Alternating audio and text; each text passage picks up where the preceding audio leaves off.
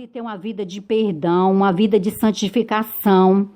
Tá entendendo? Só saia no tempo de Deus e se for propósito do Senhor. Tá entendendo? Eu creio que eu precisei sair por um propósito do Senhor. O Senhor queria me fazer crescer mais espiritualmente, a dar voos maiores, tá entendendo? Porque se fosse para ficar no ministério que eu estava, eu já dava palavra no culto de mulheres, tá entendendo? Eu dava sempre a palavra, eu participei a vida toda dentro desse ministério, eu fui do ministério de intercessão, eu participei de vários tipos de ministério lá dentro. Além do ministério de intercessão, sempre fui ou líder ou vice-líder do ministério de intercessão. E o ministério de intercessão, no ministério que eu estava, ele nasceu abaixo de Deus só comigo. Eu iniciei, eu não conto as vezes que eu fui para a intercessão sozinha e não tinha ninguém para orar comigo. E que eu chorava aos pés do Senhor. Eu saí de lá, deixando o ciclo de ministério de intercessão grande. Tá entendendo? E orei para que o Senhor colocasse pessoa na frente do ministério de intercessão quando chegou o momento que eu saí de lá. E eu continuo indo aqui e acolá, vou na intercessão lá. Mas só que hoje não é mais como era também naquela época, né? Diminuiu o dia de intercessão. Depois passou a não ter mais diretamente o dia de intercessão, que eu acho errado, mas eu oro ao Senhor para que os pastores abram os olhos, porque isso não é bom para a igreja precisa sim do ministério de intercessão. Besta e orgulhoso do pastor que achar que não precisa. Precisa sim, nós precisamos orar uns pelos outros. Eu estou aqui, meu querido, mas eu não sou perfeita, eu sou falha e eu preciso de uma cobertura espiritual. Eu preciso de pessoas que oram por mim, que intercedam por mim e eu já intercedo por outras pessoas. E assim vai a obra do Senhor. E a igreja precisa se levantar em oração. A igreja precisa firmar, tá entendendo? As suas colunas de intercessão. Tenha compromisso, porque tem que haver o dia da intercessão, separado dos cultos. Eu acredito assim. Eu sei a importância da oração. Eu costumo dizer, eu já nasci orando desde eu jovenzinha, meu querido. Eu não era nem convertida na igreja evangélica. E eu já orava, eu já andava pelas ruas abençoando, porque era o Senhor na minha vida que fazia aquilo através da minha vida. Eu não entendia, eu era uma beata católica, né? Como eu te disse, eu nunca fui adoradora de imagem de escultura. Mas até os meus 15 anos eu fui da igreja católica, eu era muito envolvida, talvez até por isso eu abençoava as pessoas, saía abençoando os comércios nas ruas, nas avenidas. Comércios que, quando eu era pequena, que eu abençoava, esses comércios eram pequenos, hoje são comércios grandes. A Piguana é um dos comércios que eu me lembro que eu nunca esqueci. Quando ela nasceu pequenininha e eu sempre passava lá, eu fazia um curso e passava lá e eu passava e abençoava aquela loja orando. Eu era uma jovem de 15 anos de idade, 14 anos de idade, 13 anos de idade, 12 anos de idade. Eu acho que com uns 11, 12 anos, eu fiz um tratamento de injeção de alergia no centro de Fortaleza. E 2 vezes na semana eu ia para o centro de Fortaleza, ali para a rua 24 de Maio, onde eu fazia um curso, que hoje essa loja é Amor Márcio, eu fico muito feliz. Essa loja que eu fazia cursos de pintura, fiz vários tipos de curso lá, que minha mãe me colocou para fazer na época. Que hoje essa loja atualmente, né, hoje ela é Amor Márcio, né, que é a mesma loja de antigamente, quando eu era jovenzinha, que eu fiz cursos lá. Lá eu ia tomar vacina nessa clínica de alergia com o doutor... Agora, doutor, não lembro o nome do doutor agora. Ele foi um dos maiores médicos nessa área de alergia, muito conhecido. E eu fiz tratamento com ele de problema de alergia que eu tinha. Parecia aquelas alergias assim vermelhas que bate. Eu tinha alergia a um monte de comida. Quando chegou meus 18 anos de idade, um dia eu disse para o Senhor, Senhor, a partir de hoje eu já era convertida. Foi depois que eu me converti a Jesus que eu tive o entendimento. Eu tomei posse da minha cura, eu agarrei a minha cura. Eu tinha uma lista grande de coisas que eu não podia comer. E eu disse para o Senhor, Senhor, a partir de hoje eu vou comer tudo que eu não posso comer, tudo que está nessa lista. Meu querido, eu passei a comer tudo. E para a honra e a glória de Deus, eu fiquei completamente, nunca tive problema. Amém? Então, meu querido, eu fui falando de um assunto, foi puxando o outro, né? Então, meu querido, como eu estava te dizendo, a importância de nós, para sair da casa do Senhor, para você sair de um ministério para outro, não é assim não. Não é simplesmente sair e vai embora, não.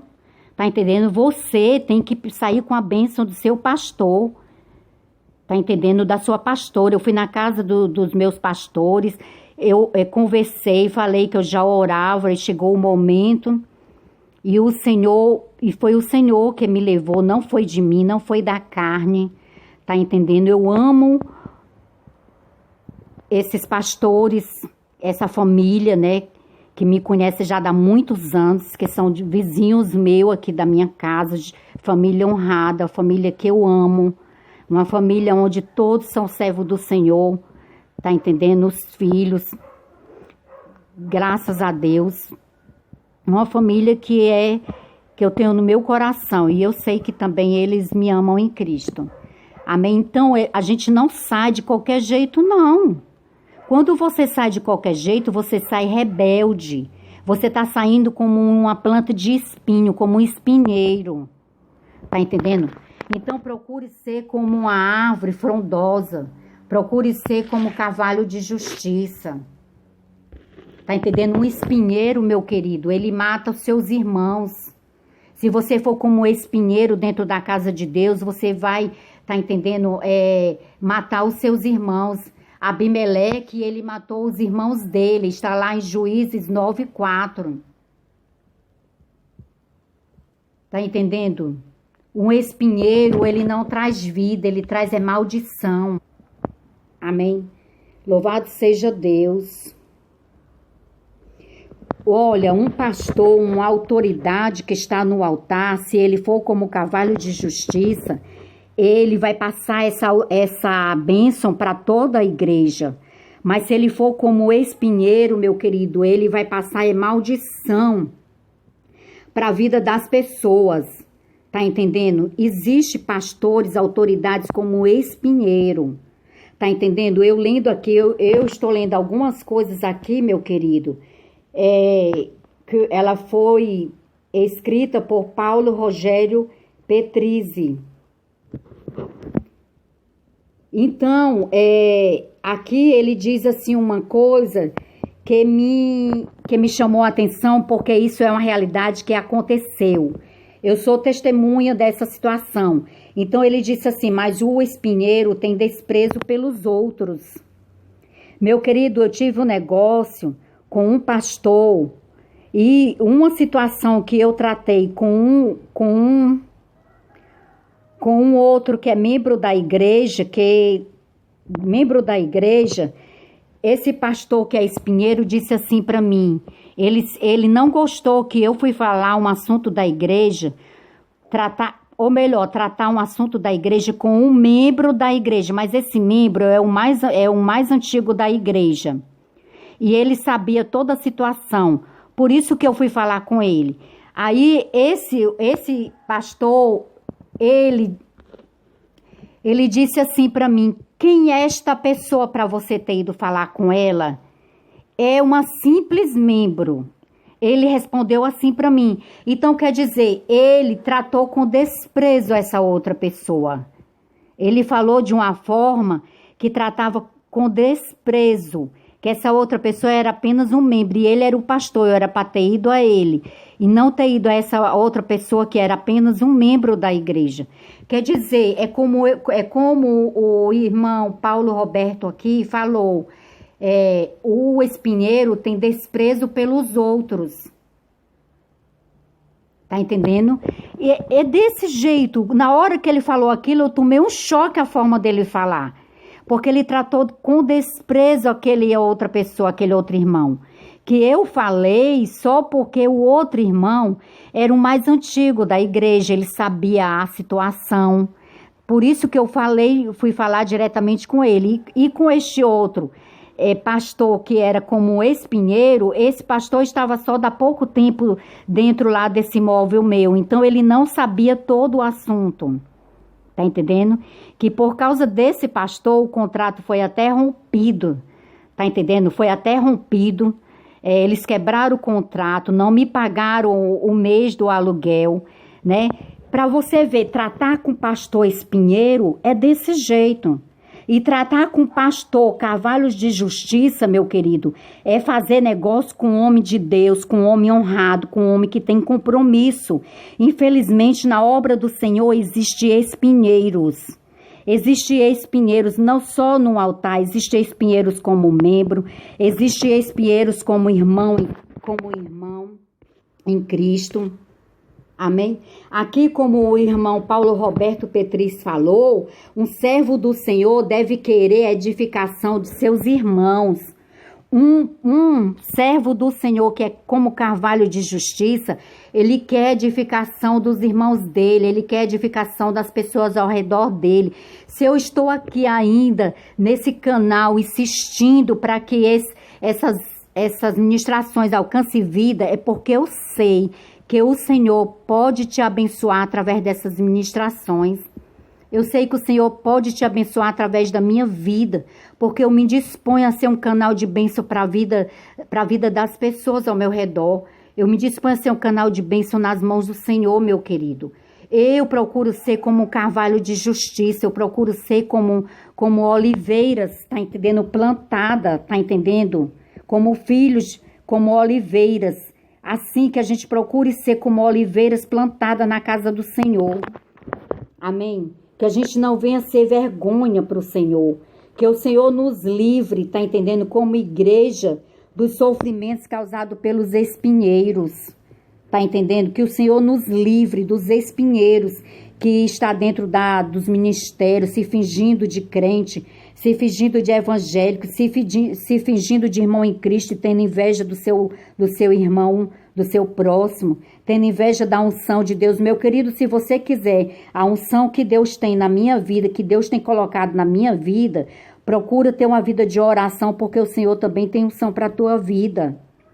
Amém? Se você quer a unção de Deus na tua vida, procura ter uma vida de oração, procura viver uma vida de santidade, procura se afastar das pessoas que são como espinheiro, que não vai trazer progresso para a tua vida espiritual.